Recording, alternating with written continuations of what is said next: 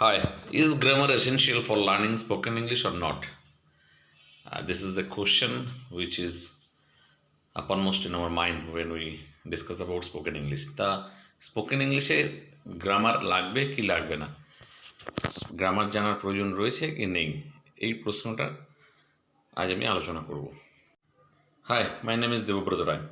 So I'm going to discuss about whether English grammar is needed for spoken English or not. তা আমরা অনেকেই বলে থাকি বা অনেকেই বলে যে গ্রামারের দরকার নেই স্পোকেন ইংলিশে। তাহলে আমার প্রশ্ন হলো, যারা বলে যে গ্রামারের প্রয়োজন নেই, তারা কি কোনো গ্রামার ব্যবহার না করে বা কোনো without being concerned about the grammar, তারা কি কোনো সেন্টেন্স বলে বা সেন্টেন্সের ব্যবহার করে, এরকম কোনো সেন্টেন্স ইউজ করে যেখানে গ্রামার নেই বা ভুল গ্রামার রয়েছে? কখনোই তা নয়। তাহলে কি তারা ভুল বলছে? অবশ্যই তাও নয়। তাহলে ব্যাপারটা কি? ব্যাপারটা হলো, আমার মতে যারা বলে থাকেন যে গ্রামার ছাড়াই স্পোকেন ইংলিশে শেখা যায়, আসলে তারা বলতে চান যে we need not to learn grammar going through the books. বই পড়ে গ্রামার শেখার প্রয়োজন নেই। We can learn it in real time. আমরা এটা কারোর সাথে কথা বলতে বলতে অথবা কারোর স্পিচ শুনতে শুনতে ডিরেক্টলি শিখে নিতে পারি, যেরকম করে বাঙালিরা হিন্দি শিখে যায়। So we can learn directly. When we listen someone, we actually copy the accent, we copy the grammar unconsciously or subconsciously, and we use them in right way. So that is what they wanted to say, or they want to say. Actually তারা বলতে চায় যে আপনারা বেশি করে অন্যের কথা শুনুন, অন্যের স্পিচ শুনুন, কারোর সাথে কথা বলুন, এবং এইভাবেই আপনারা শিখে যাবেন। এবার দ্বিতীয় গুরুত্বপূর্ণ প্রশ্ন হলো, তাহলে ঠিক কী কী গ্রামার জানা প্রয়োজন? কোন কোন নিয়মগুলো ভালো করে জেনে নিয়ে তবে আমরা স্পোকেন ইংলিশ ট্রাই করব? না হলে হতে পারে লোকে আমাদের ভুল ইংরেজি শুনে হাসবে। সো এটা অনেকেরই মনে হতে পারে যে তাহলে আমি কতদিন গ্রামার শিখব, কী কী শিখব? সেক্ষেত্রে আমার একটি সাজেশন রয়েছে। So we can discuss about it. Sometimes we may consider that if I use the grammar wrongly, then people may laugh at me. So how much knowledge should I gather before starting conversation with someone confidently or fluently? So let us dig into the matter. এখানে আমার একটি প্রশ্ন রয়েছে। যদি আমি বলি ঠিক কত বছর গান শিখলে তবে স্টেজে উঠে গান গাওয়া যায়, এবং এরকমভাবে গান গাওয়া যায় যাতে সবাই প্রশংসা করে? বলুন তো।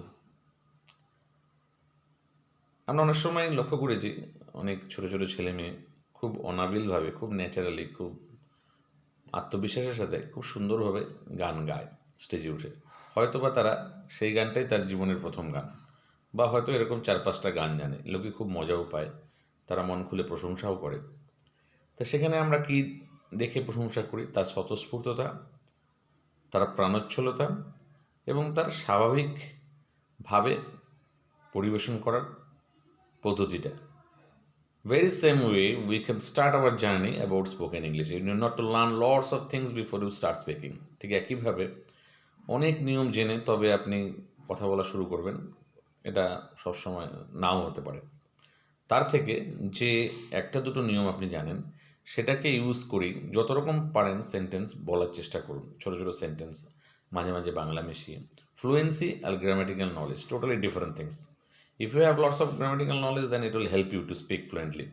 But it doesn't matter whether you are a good grammarian or not. তো আপনি অনেক গ্রামার জানেন কি না, তার চেয়ে বেশি গুরুত্বপূর্ণ হলো আপনি যে কটা জানেন সেই কটা নিয়মকে সঠিকভাবে ব্যবহার করছেন কিনা, প্রাসঙ্গিকভাবে, ইন রিলিভেন্ট ওয়েজ। সো আপনার যদি একটা নিয়মও জানা থাকে, সিম্পল প্রেজেন্ট অথবা সিম্পল পাস্ট, যেখানে সাবজেক্টের পরে সরাসরি ভার্ব বসে যায়, তাই দিয়েও আপনি হাজারো সেন্টেন্স তৈরি করতে পারেন on any topic, believe me. সুতরাং যে কোনো একটা দুটো নিয়ম ব্যবহার করে আপনি কথা বলা শুরু করুন কনফিডেন্সের সাথে।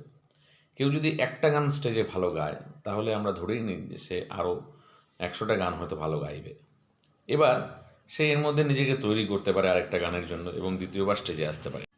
ঠিক একই রকমভাবে আপনি যে কোনো একটা দুটো নিয়ম ব্যবহার করে কথা বলা শুরু করলে ধীরে ধীরে অন্য নিয়মগুলোকে তার মধ্যে ইনক্লুড করতে পারেন এবং আপনার ভার্সেটালিটি মানে আপনার ব্যাপকতা বাড়াতে পারেন। কিন্তু আমার মতে you must not wait for gathering or accumulating a lot of knowledge about grammar, তার কোনো প্রয়োজন নেই।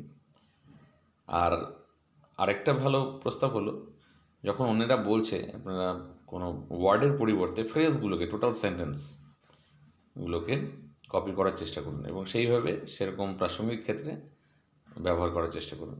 যেমন আমরা অনেক সময় বলি actually what I wanted to mean, আসলে আমি যা বোঝাতে চাইছিলাম, বলে আপনি কোনো একটা জিনিস বললেন যে আই ডিডন্ট মিন ইট, আমি এটা বলতে চাইনি। তো এরকম কিছু কিছু ফ্রেজ অনেক সময় দেখবেন আপনি অন্যদের কাছে শোনেন এবং বুঝতেও পারেন, সেগুলোকে একটু নোটিশ করুন, মার্ক করুন এবং সেগুলোকে ইউজ করা স্টার্ট করুন। So this is the very simple way to start. Believe me, if you start in this way, you will become a fluent speaker within just a couple of months. You just need a positive attitude and don't bother about what others will say. অন্যরা কী বলবে সে নিয়ে কখনো ভাববেন না। আমরা জীবনে অনেক কিছু পেতে পারি, শুধুমাত্র ব্যর্থ হওয়ার ভয়ে বা অন্যেরা কি বলবে সে তার ভয়ে পিছিয়ে পড়ি। সুতরাং আমার মনে হয় চেষ্টা না করে বিফল হওয়ার চেয়ে চেষ্টা করে বিফল হওয়া অনেক ভালো। এবং যদি আপনি ভালোভাবে শুরু করেন, শুরু করা মানেই কোনো কাজ অর্ধেক হয়ে যাবে। তো সুতরাং আত্মবিশ্বাসের সাথে কথা বলা শুরু করুন। আর এটা আমাদের মাতৃভাষা নয়, so we can make some mistakes, it's very common. ইংরেজিরা যদি বাংলা বলতে যায় তাহলে তারাও অনেক মিস্টেক করবে, কিন্তু তারা সেটাকে এনজয় করে, আর আমরা নিজেদেরকে ছোটো মনে করি। তো ছোটো ভাবার কোনো কারণ নেই। It's not our native language, so when we speak we can actually stuck, we can make some mistakes, but if you correct your mistakes, gradually you become a confident and fluent speaker. It is not only about learning English, it is about upgrading your life. You can get better opportunities, you deserve something better in life. Don't deprive yourself from what you deserve. If you have already gained skill on any field, then you can easily learn spoken English. It is nothing but a language. Thank you. আপনাদের কেমন লাগলো অবশ্যই জানাবেন এবং আরও কিছু প্রশ্ন থাকলে অবশ্যই কমেন্ট বক্সে কমেন্ট করবেন। I will be very happy to reply all of you.